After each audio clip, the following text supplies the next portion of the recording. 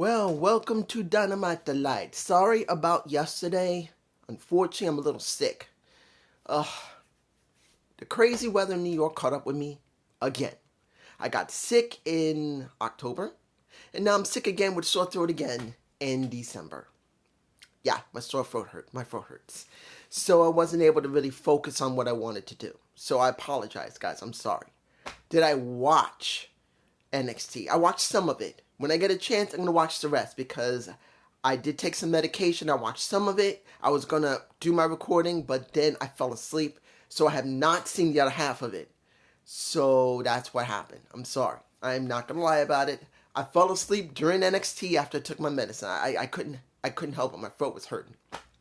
Still is. As you can hear, my throat still hurts. All here. I am taking medicine. I am drinking tea with honey in it, so you don't have to ask. Try this. Already am doing it. So let's make this quick because my throat is hurting. What did we get in Dynamite Delight? Winter is coming. Did we get anything from Winter is Coming? Not really. But one thing. What people have been expecting. But to me personally, expecting it a little while ago. I'm being honest here. I'm going to say this now. Of course, I'll elaborate more when it comes to Toni Storm appearing when I talk about Miyu Ishikawa and a Mariah May match. But let's make this clear. We knew she was coming. But to be honest, there was nothing else. Here's the thing. I don't know about JD and Alex or Solomonster or Wrestling Inc. I haven't checked anybody yet. Because I usually would check them a little bit. Not like watch them afterward, right before I do my recordings. I like to have my own thoughts and my own ideas. But I'm going to tell you this. Whether they agree with me or not, this should have happened a while ago. I'm just saying it now. But worse yet, what else? What else do we have for Winter is Coming? Nothing. One thing. That's not good. Let's get into the show. First thing, we got Pac and Moxley versus Jay White and Orange Cassidy. Now, this is due to what happened last week, and it was a good match. Of course, Hangman Page interfered in the match because he's obsessed with getting his title back, so he started pounding on Moxley. Then he hit Orange. Then Orange hit a Jay White, and Jay White went and did a Blade Runner on. Well, everybody got everybody. That's the best way to say it. Everyone got everyone, generally speaking. And now we're going to get a fatal four-way. Now, the talk between Mox and the camera with his Death Riders behind him, was it a good talk? Of course it was. Mox is a good talker. But again, I'm going to say this right now.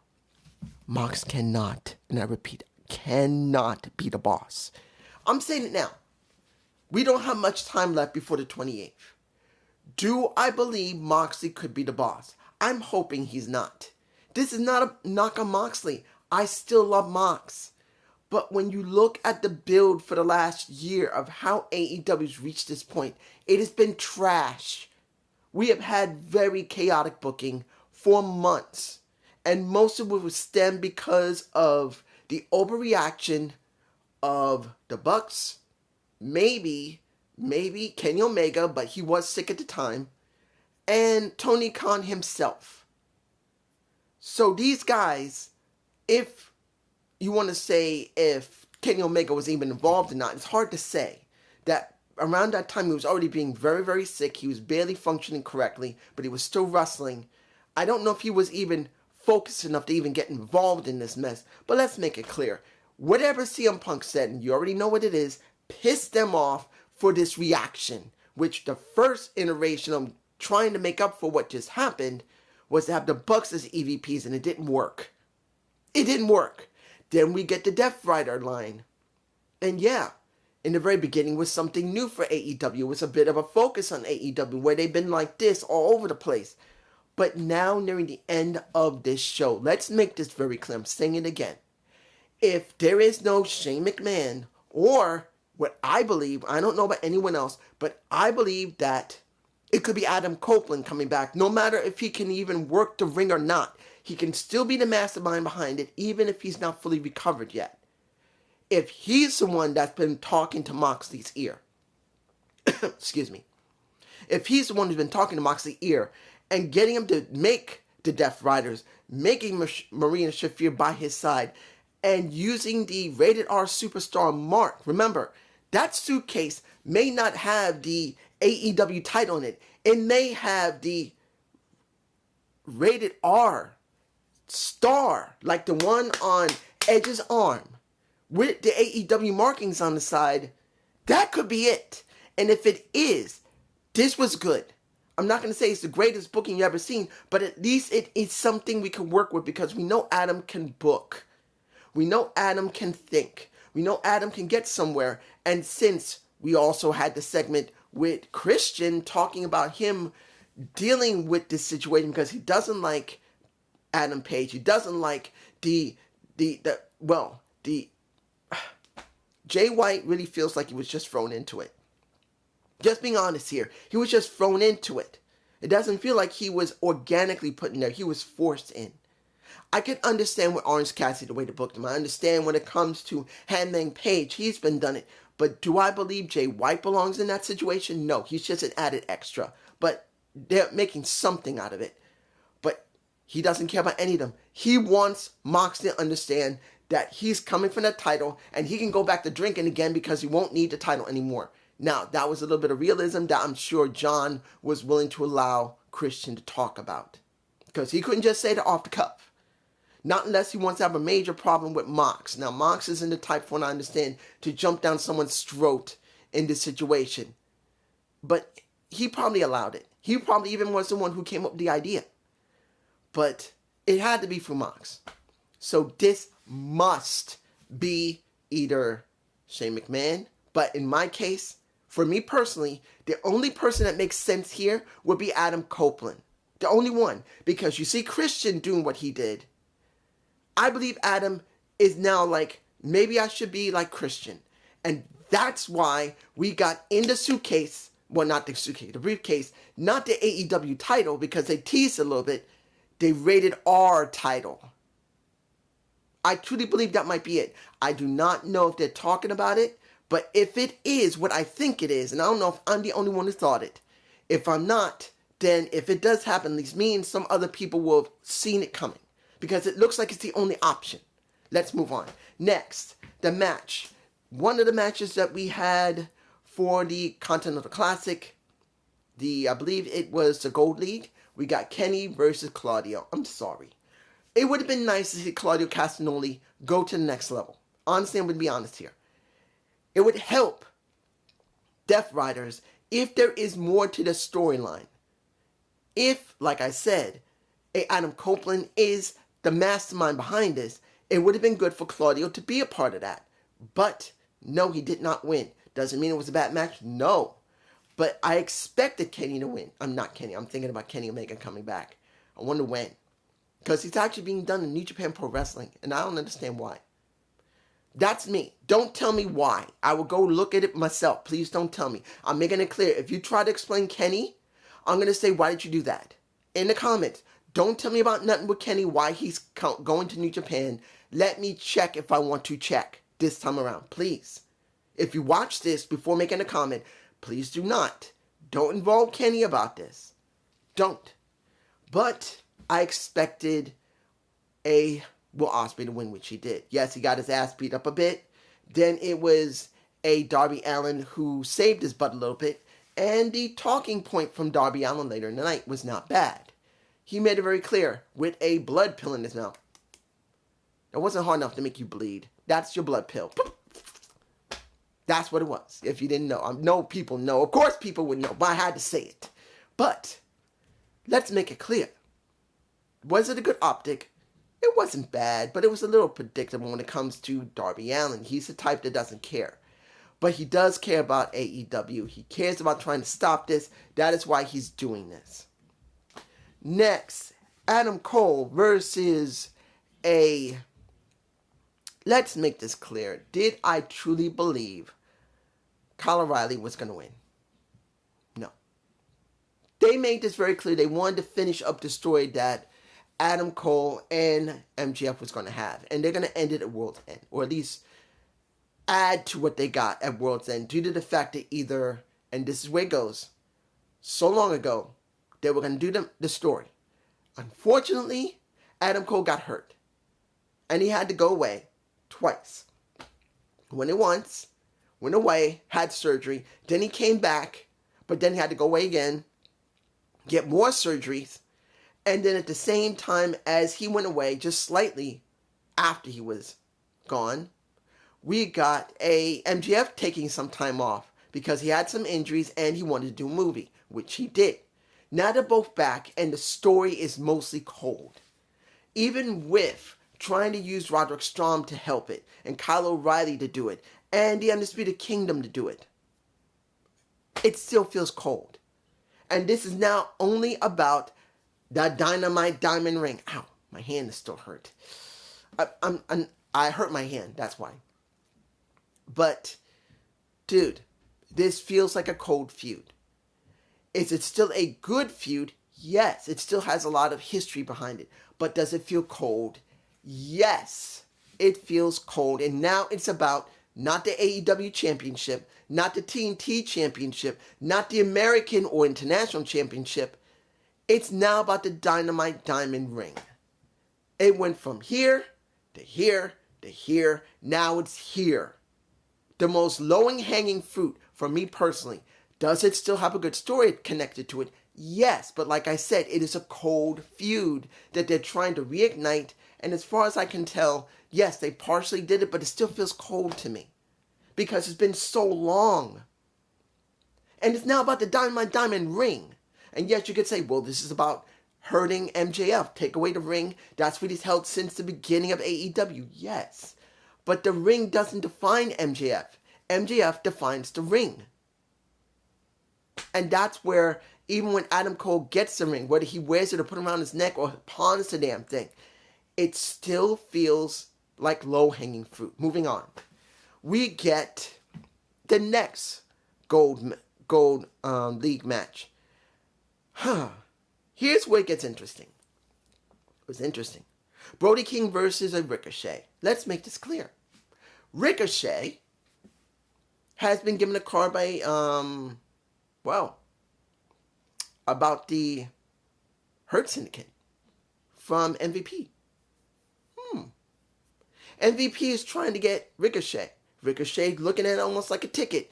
And the way he worked the ring and worked the match was heelish to a certain extent, especially near the end when Brody King pulled off the top turnbuckle as he's getting powerbombed. And the way he acted after that, where he kicks out a Brody King's knee and does whatever it takes to get it done. So it makes you think, could he turn heel and could it work? Now, mind you, I've never seen a Ricochet as a heel. It could work. Do I believe they'll do it? I don't know. But if it does happen and he does turn heel, and one point you hear him getting powerbombed onto the ring skirt outside the ring going, bang! That makes you think, you know who used to do that? Isaiah Cassidy used to do that when he was part of Private Party. So hearing a Ricochet do that makes you think, could he turn heel? And I'm like, yeah, he could. But would it work? That's the question. Could him turning heel and the booking that goes with it with his character work? I don't know. That's the interesting part. Moving on. Now, what else do we have here? I'm not going to talk about Matt Cardona because I don't care about OH. And there's a very strong possibility I will not do Final Battle. I just won't. I'm not going to do it. Because I do believe Final Battle is going to be covered on a day where I got to do a wrestling review. I don't remember when. I think it's around the same time. Oh, wait, when? Is it at the end of the year? I'm not sure. I'm not going to do it. Unless people ask me to do it, I'm not going to do it. I don't really care to do it. I'm sorry. Now, it's interesting to see the New York Minute from a Chris Jericho. It's been interesting, especially with the bad apple Brian Keith behind him. Admittedly, they used to do that back in the 80s and 90s. And here is a New York Minute. Yeah, they used to. And now they brought it back again at one point, and now they're doing it in AEW. I can understand that. Now, can it get over? I like it. Doesn't mean everyone else does. I'm a New Yorker. What the hell you want? But this is what you get. And I don't know. Do I care? No. It doesn't mean I hate Matt Cardona or Chris Jericho. But I'm not interested in watching ROH when it's on at time of TNA. And you got to watch in an Honor Club with an extra bit of money on top of the money that you got to pay for AEW and TNA and TKO WWE. That is a lot of fucking money. Unless you alternative work. That's a lot of money for anybody. I'm sorry. That is a lot of money. So, there you go. What did I think about the interaction between Top Flight, Private Party, as well as, and unfortunately, since I don't know how long they've been a team, and that's Action Andretti and Leo Rush, they're both wearing the same clothes, and since they've probably been building this on Rampage, I haven't watched it because I don't watch Rampage, so I don't know when they became a team. I don't know what made them become a team, and I don't know how many times they went up against each other. Went with another team. So I don't feel anything. So there you go. It just feels blank for me. Am I interested in seeing Top Flight go against Action Andretti and Leo Rush? Yeah. Thinking about Darius Martin being friends with Leo Rush and Leo saying, hey, no hard feelings, and shaking hands, but then he pulls them over and says, like, yeah, kid, I ain't having a problem with you. And Leo's looking at him like, bitch, you didn't just do that to me. Now, that could be the start of a feud. They already got history. And Leo feels disrespected, and he stuck his hand out of respect and said, no hard feelings. Shaking hands. You could say, no hard feelings, dude. Yeah, you want your shot. Cool. They could have gone there, but they did not, and that's the way Leo's going to feel. Now, the final thing that we're going to talk about, if I'm forgetting anything... Oh, wait. Do I need to talk about Bandito? I have to. What the fuck did I witness with Bandito?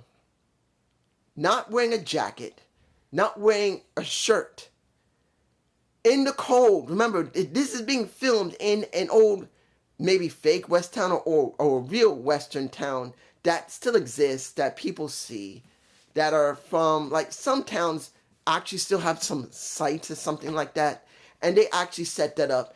And Bandito comes out with a cloak on, dude, you're seeing a luchador going up against cowboys doing luchador work and doing a double drop kick on frozen ground. He had to have a mat on the ground to make sure he doesn't hurt himself and scratch himself up. But let's make it clear, that was real snow that was coming down. That bitch must have been fucking cold. Those nips of his must have been frozen, counting on how long it took them to shoot that mess. But we get Bandito. Will they actually do anything with him other than this and just let him just do matches?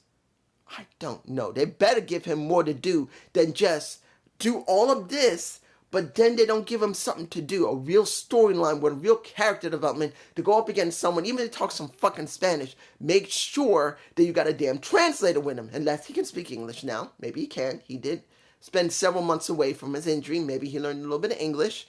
That could help. Andrade Cien almost did. Maybe Bandito did. You never know. Finally, Mariah May versus Mia Shirakawa.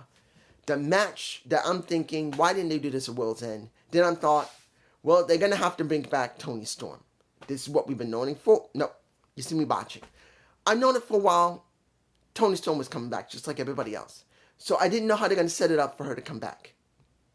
Match was fine. I like Mia Shirakawa. She's a beautiful woman. She can talk English. She can talk decently well. She has charisma. Yeah, she's not like, I don't think she's a double D, guys. If you think she's double D, Tell me where you found that in some wiki how big her titties are. She's maybe near between C and D. She's probably between a C cup and a D cup. American sizes. I think she's what? How did they do the sizes over there? I think 100 or 80 diameter in the bust size. I believe they go by centimeters. I think she's like 100 centimeters because most women are like 60 or 70 centimeters who are B or C cup. I think she's over 100. She ain't a small ass woman chested. She's sexy. She can go in the ring pretty well. She's sexy. She does have charisma. She can't speak English, so that does help. And that helped the match a lot for me personally because of all the development already done. So I didn't expect her to win because this wasn't being done at World's End because that means a Mariah May will be going up against somebody. Of course, we knew it was Toni Storm. But what version of Toni Storm? Timeless Toni Storm? Some other character? When the match was done, Mariah May did win clean and beat Mia Shirakawa, which I kind of wish this was done at World's End because this was a good match and there was a good development for them. I wish it had been more. We get, guess who? Toni Storm, the original version that we've seen that first came into AEW with the line on her face, wearing the baseball hat behind, wearing the same clothes like she used to, smiling her ass off and everybody loving it. So we get back the original Toni and the timeless Toni Storm, or my tasteless Toni Storm, is gone. Fuck. I'm going to tell you right now. I'm going to be honest. Am I glad to see Toni back? Yes. But did I wish for the timeless Toni Storm to be gone? No. They still had mileage with the timeless one. The tasteless Toni Storm, my Toni Storm, could have been still used in this situation. But they decided to reboot her back to square one. Like coming full circle because it's near the end and we're getting Toni Storm back. Does it make sense? Yes. But do I believe they needed to do it? No. Because the timeless Toni Storm persona character still had a lot of mileage left on it. And they could have brought her back and people would have cheered just as much or even louder because they would have still loved the Toni Storm character. And I'm telling you now, I'm glad to see her back, but I'm disappointed that they got rid of the timeless Toni Storm after just a development of nearly a year or so. I truly believe they didn't need to get rid of it. Now, here's the thing. We got 2 weeks left before World's End. Now, could they bring it back? Yes, they could, but let's make this very clear. Toni should have been back in November. November 11th should have been the time she came back. November 11th should have been the time when they could have developed her in. Because I truly believe, well, not November 11th, maybe the beginning of December or the end of November. Giving just a month of time for Toni Storm to get back into what's like on AEW. She doesn't have to do any matches. She just has to be there. Let Mariah May have to prove anything and everything she needs to show off, including this. I truly believe they could have brought her back 2 weeks earlier. And they should have brought her back 2 weeks earlier. Because I just don't believe this was enough time. It feels rushed. Because look at what's going on with Mercedes Moné. Mercedes Moné. I know I'm not mentioning the talk because it doesn't need to be talked. Do I feel like Anna Jay has earned this shot? Yes. But do I believe that has been built correctly? No, because there's been such little time. Because Camille was dealing with Chris Statlander, then Mercedes was dealing with Chris Statlander, then they just threw an Anna Jade at her instead of developing it maybe 2 or 3 months earlier and making it feel important at least a month and a half before. You could have Anna Jay be the one, and then you could build this into World's End. But this is what we got. We only got one surprise, and that's Toni. Is it wrong? No, but I do believe they could have done this sooner. They could have done it a month ago because it needed to have more than 2 weeks of development. 2 weeks is not enough, and it feels rushed. And that kind of takes away from Mina Shirakawa, who did come back and has done some good work. I truly believe that after this, they need to do more with her. Because I'm sick and tired of seeing female Japanese wrestlers who can speak like Mina Shirakawa Emi Sakura, Hiro Shida, they all can talk English. Why are they not given storylines? Why can they not speak English? Peace.